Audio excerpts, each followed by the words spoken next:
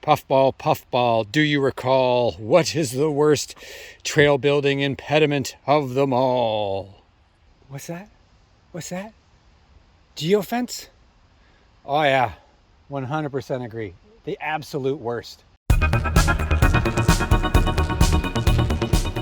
Hello and welcome to Trail Building 101. Today I want to talk about maybe my arch enemy, geofencing. Geofencing is a fence basically put on a slope like the one you see behind me to hold the slope intact when it is terraformed. So the city comes in and they shape a slope, and then they're worried about the erosion, so they lay down this geofence. That's this stuff here, and as you can see, it's literally just laid down. And then the intent of the geofence is that it's supposed to hold things in place while trees and such grow.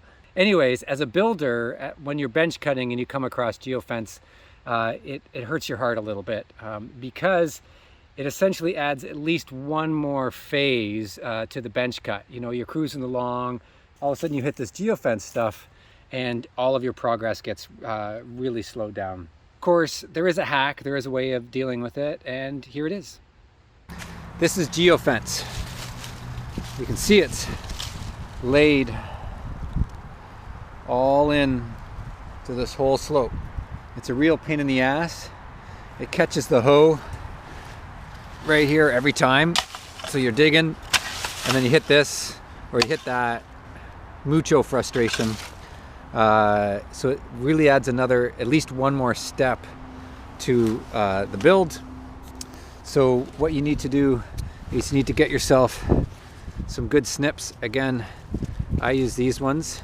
These are the Nipex. I got these special order Home Depot, and they have cut a lot of it. And you just basically, you want to cut right along your bench cut. So the top, generally as high as you can go. And you just cut all the way along like this.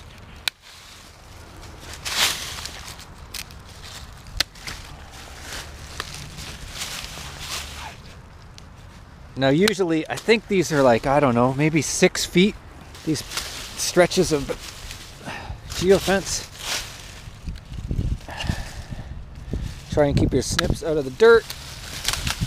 Your snips will thank you for it. So here, you can actually see it goes back here, another spell.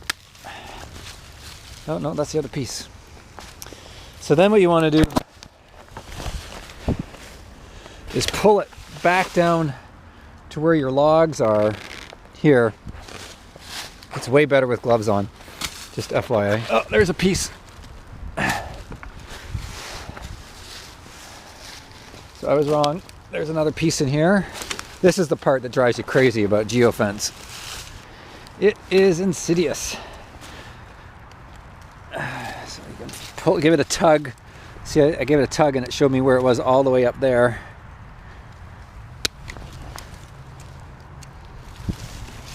And that should be it. So you want to pull it back. God damn it. There we go. It gets behind roots.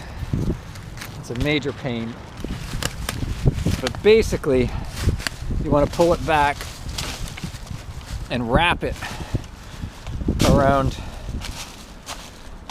your bench cut lumber. So you've got this wood here that's holding it. And what we're going to do is just stepping on it.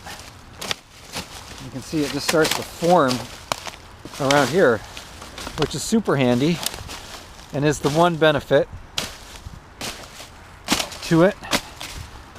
Many disadvantages, but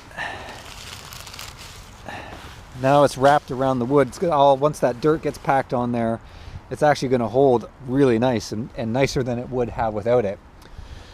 You did see I poked down one of these. You want to make sure these aren't poking up. Obviously those will flat anything if they poke through the dirt. There should be a shit ton of dirt here, so it shouldn't be an issue. But yeah, so it's about, I don't know, 4 to 6 feet long, and you have to do that every time It's a giant pain in the ass, but I've said it before, I'll say it again.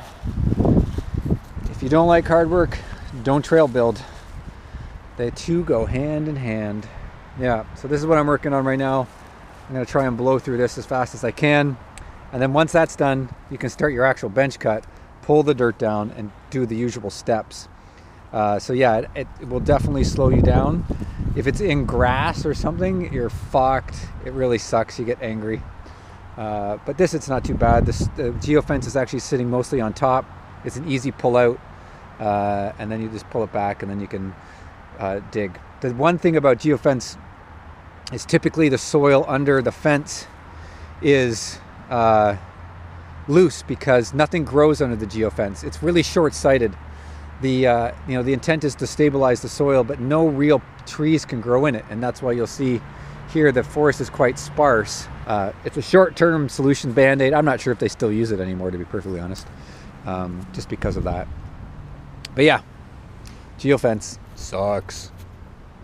And believe it or not, there's actually something worse than Geo Fence, and it's this.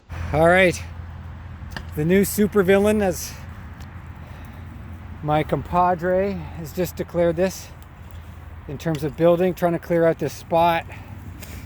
It's like the 80s version of Geofence. Yeah. So it's not geofencing, it's worse than geofencing.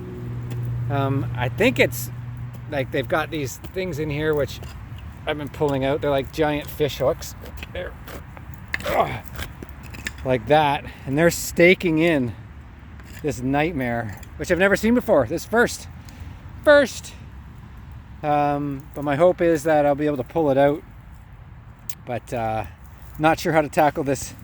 My plan is put a cam strap around here and pull it out to kind of start pulling it apart like a knot, and then getting the soil out, because it's basically really packed in there because there's soil in each one of these compartments.